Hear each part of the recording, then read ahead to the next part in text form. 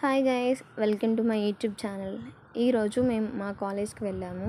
And ఇప్పుడు ఈ వీడియోలో మీరు అడిగిన కొన్ని క్వశ్చన్స్ అండ్ ఫోన్స్ గురించి, యూనిఫామ్ గురించి ఏవైతే లాస్ట్ చేసిన వీడియోస్లో కింద కమెంట్స్లో పెట్టారో అవన్నీ డిస్కస్ చేసుకున్నాము. అండ్ నేను నోటీస్ చేసిన చేంజెస్ మా కాలేజ్లో అండ్ మీకు కావాల్సినవి క్యాంపస్లో క్లిప్స్ అయితే తీశాను. ఎక్కడ ఏమి ఉంటాయి అని మీకు అర్థమయ్యేలా ఫస్ట్ ఇయర్స్కి అవసరమయ్యేలా ఏమున్నాయి అని చెప్పి నేను చెప్తాను. అండ్ ఫస్ట్ నేను నోటీస్ చేసిన చేంజ్ అయితే మా కాలేజ్లో చెట్లు అయితే కొట్టేశారు.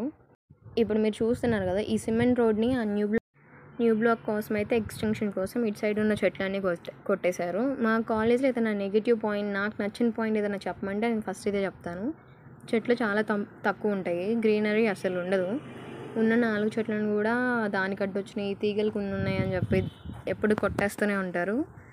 అండ్ ఇప్పుడు ఇక్కడ కూడా ఈ వరుసగా ఉన్న చెట్లు మొత్తం కొట్టేశారు. ఉండేదే ఇక్కడ మాత్రమే చెట్లు అంటే.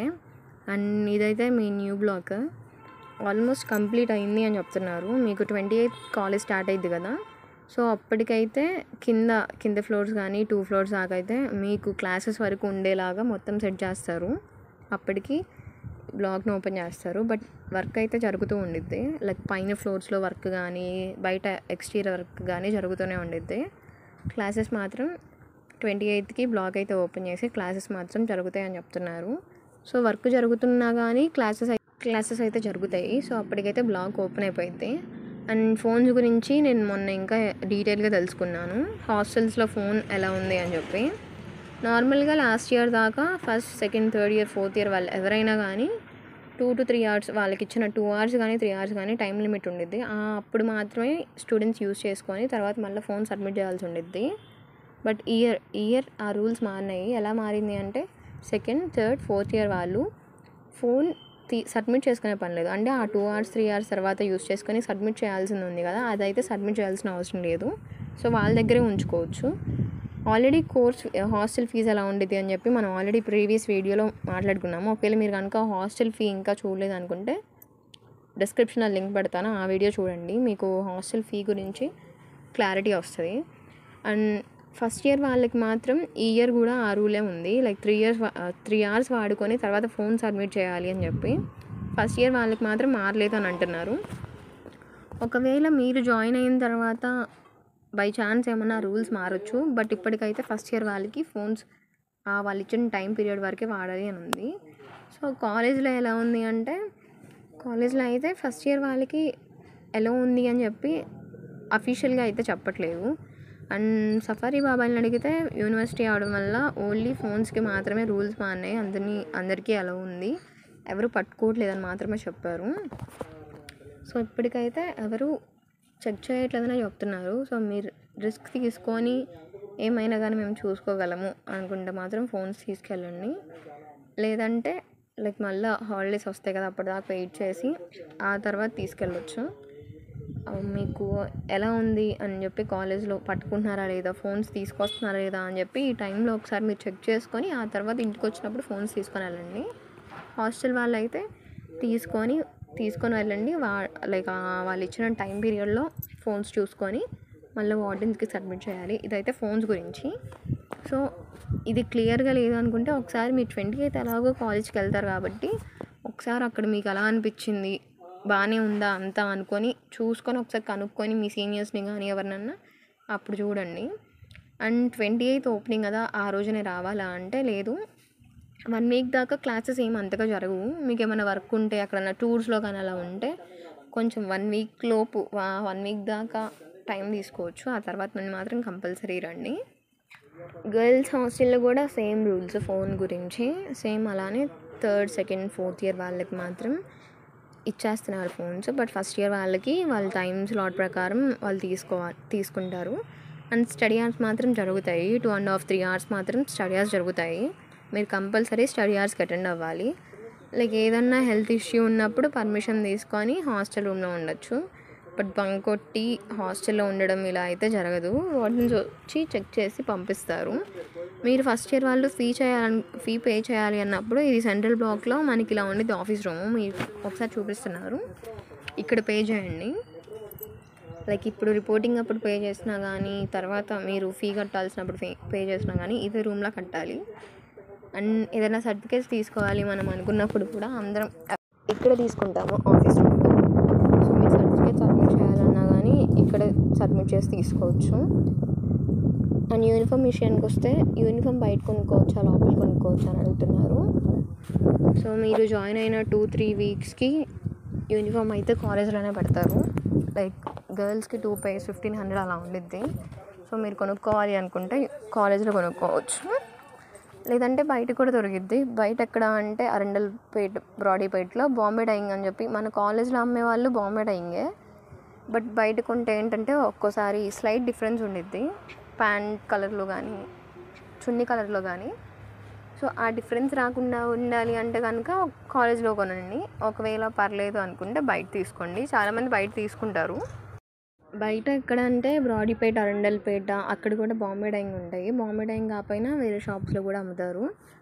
బయట అయితే మనకి రెడీమేడ్ మెటీరియల్స్ కూడా దొరుకుతాయి.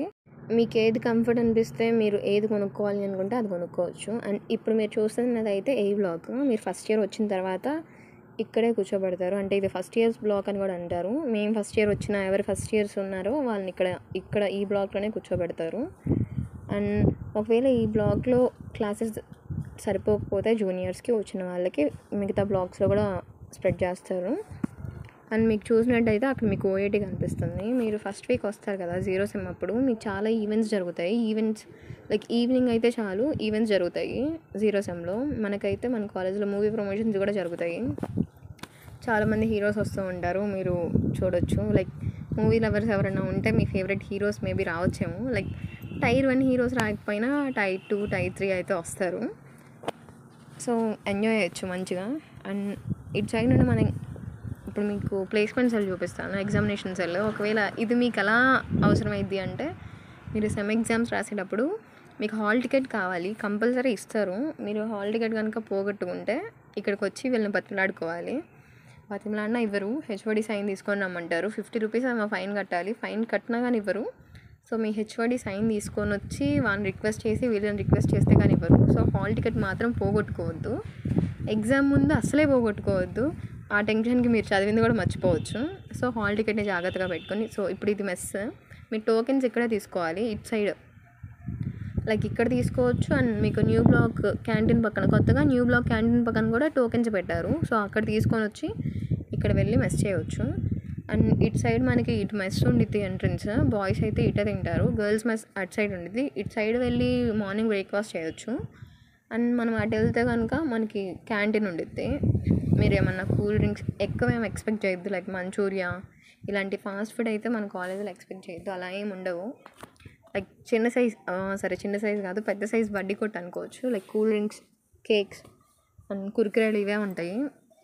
సో మెస్ మాత్రం ఫుడ్ అయితే బాగానే ఉండిద్ది. టోకెన్ తీసుకొని మీరు కంప్లీట్ మీల్స్ తినాలి అనుకుంటే పర్లేదు, బాగానే ఉండిద్ది. లైక్ 60 అనుకుంటా, 60 చేశారనుకుంటా ఫుడ్ టోకెన్ అయితే. అండ్ మీరు ఎక్కడ చూసినా కానీ మీకు సఫారీ బాబాయ్ కనిపిస్తారు. అండ్ ఒకవేళ ఐడి కార్డ్ లేకపోయినా మీరు తిరుగుతూ ఉన్నా ఏంటి ఏం చేస్తున్నారు అడుగుతూ ఉంటారు. సో అన్ని డీటెయిల్స్ కవర్ చేశాను అనుకుంటున్నాను. మీరు ఫీ గురించి ఒకసారి అడిగారు. రిపోర్టింగ్ అప్పుడు ఫీ మీరు ఫిక్స్ అయితేనే కట్టాలి. ఆల్రెడీ సెకండ్ కౌన్సిలింగ్ అయిపోయింది కాబట్టి ఆల్మోస్ట్ అందరూ ఫీ పే చేసే ఉంటారు.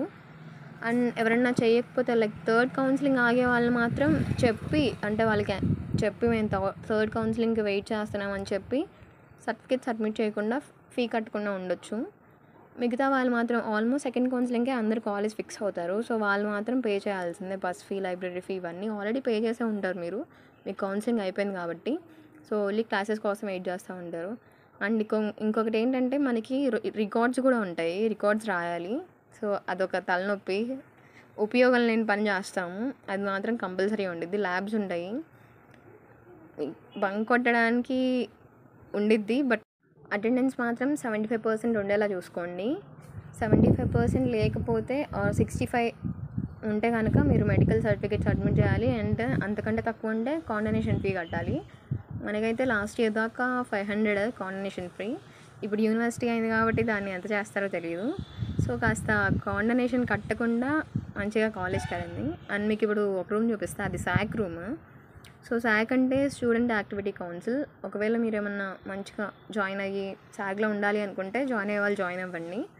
డాన్స్ క్లబ్, సింగింగ్ క్లబ్ ఇలాంటివి కూడా ఉంటాయి. యాక్టివ్గా ఉన్న వాళ్ళు పార్టిసిపేట్ చేయండి మంచిగా. డాన్స్ క్లబ్లో, ఫ్లాష్ మాబ్స్లో పార్టిసిపేట్ చేయవచ్చు, ఈవెంట్స్లో పార్టిసిపేట్ చేయవచ్చు.